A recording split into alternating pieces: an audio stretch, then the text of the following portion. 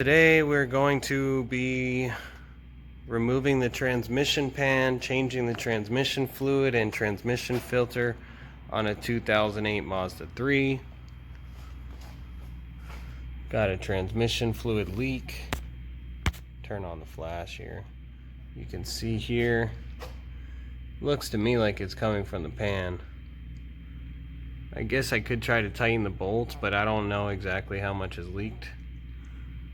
So I would say it's probably time to go ahead and service the trans. First step is going to be removing this plastic cover. So you've got 1, 2, 3, 4, 5 10mm bolts. So I went ahead and removed the cover. Now you can see the pan. It's definitely leaking some fluid here. So what it looks like to me is they pinched the gasket or something, but I'm going to drain it right here. This is how you're going to drain it. So you're going to use a 5/16, let's see if we can get a video of it, 5/16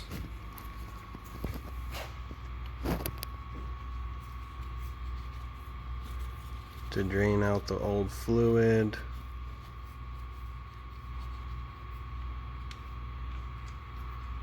It's not even that dirty, but we're gonna replace it anyway, so you're just gonna let that sit there and drain, and then we can remove the pan.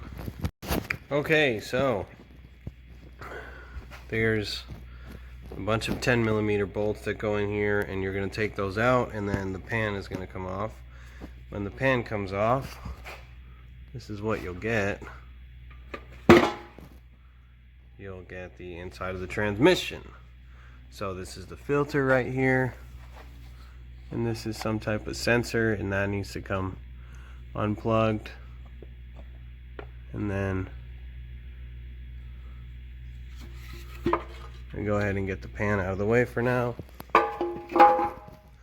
because when this filter comes off, there's usually a lot of fluid that comes with it, as you can see there. So just go ahead and let that drain, let everything drip and drain for a second, and let's get our new parts ready to go. Okay, so now what we're doing is we've got the pan, we've got the filter installed. So with the pan, what we're doing is we spray it with some brake clean, get any clutch material or anything out of there, and let it dry for a second, and then we'll hit it with the air hose to make sure everything is dry. Alright, well, it looks like the reason the fluid was leaking was there was no gasket at all, and gaskets are good, no gasket bad. So what the hell, whoever took this pan off just decided they didn't need to put a gasket in here, which is dumb if you ask me. So what we're gonna do now is put the gasket on and go from there. So what you got to do is go ahead and lay the gasket out on the pan and make sure it's actually the right gasket for one, and you know, make sure it lines up with all the bolt holes. And what I like to do is to grab maybe 1 or 2 bolts and stick them through, maybe not all the way, but get them started so that they'll kind of like hold your gasket in place so it doesn't shift while you're installing it. Just maybe like 1 on each corner, something like that. You know, get the screw, push the gasket down over the threads so it holds it in place. See that? And you probably really only need 2, maybe I'll put 1 more over here. That's pretty much it, and then we're just gonna put it back up and install it. Okay, so believe it or not, this is the most important part of the job, is the reinstallation, because you can't tighten them down too much. So you can see here, I'm just lightly spinning them with my fingers. I'm just getting them to just hold the pan in place, and we want to make sure that this gasket has an even seal all the way around. So that's kind of why I'm just hand tightening them, just so it can start to make that seal. There's one. And the other thing is you want to make sure it's all the way even, all the way around. As soon as you start tightening these too much, it's going to pinch that gasket. You're going to have to do the whole job over again. So just make sure it's snug to the surface.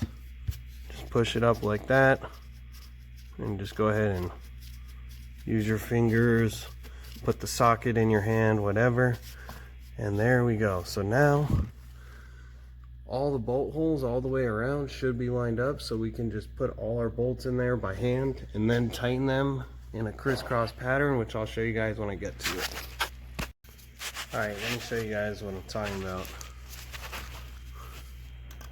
See, everything is just barely in there, so I got the socket on an extension, no ratchet. We're just going to go around and just get them all so you can't really see the threads anymore. But you start them all, you put them all through, that way the gasket can't get pulled because the bolts that are in it are holding the gasket where it needs to be. So that's all we're doing. Don't tighten them down, because we're not, when we tighten them down, we're tightening them in a crisscross pattern. This is not to tighten them down, this is just to get them all snug. So you can go around in a circle like this, but it's probably better to go side to side, front to back, because you don't want it shifted to one side or the other. Okay, now we're ready to actually tighten it for real, and I'm saying, like, do not rush this part. So I just gave that like a half turn, then we go clear to the other side, half turn over to this corner. I'm not even a half turn, it's just a quarter turn. Okay, quarter turn, and then we go middle, corner, corner, back across to this side. So we're just basically jumping around. We're not going tightening any bolts that are next to each other, except now we are. And then we'll skip one, go back to this side, and you get the idea. Just so it's even and it doesn't pinch or pull the gasket any which way. And you don't want to over tighten these, because you'll just blow that gasket out. You can see as I tighten it, the gasket bulges a little bit. You don't need them extremely tight, just get them snug.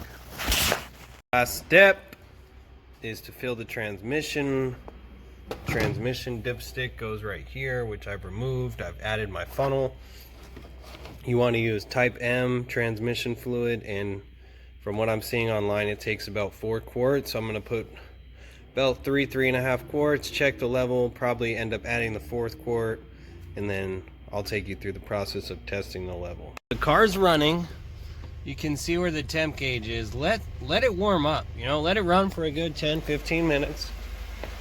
And go ahead and shift it with your foot on the brake all the way down to manual and all the way back to park. Hold it in each gear about 5-10 seconds.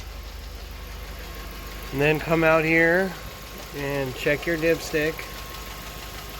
And you should be right here within this range, within the 2 notches. So we're good there. Reinsert your dipstick. Pretty much it, guys. I used about 4.5 quarts to fill it up. I'm gonna go drive it around and then check the level again. But I think 4.5 quarts, 4 to 4.5 is probably a safe range. So good luck with your project and hope all goes well.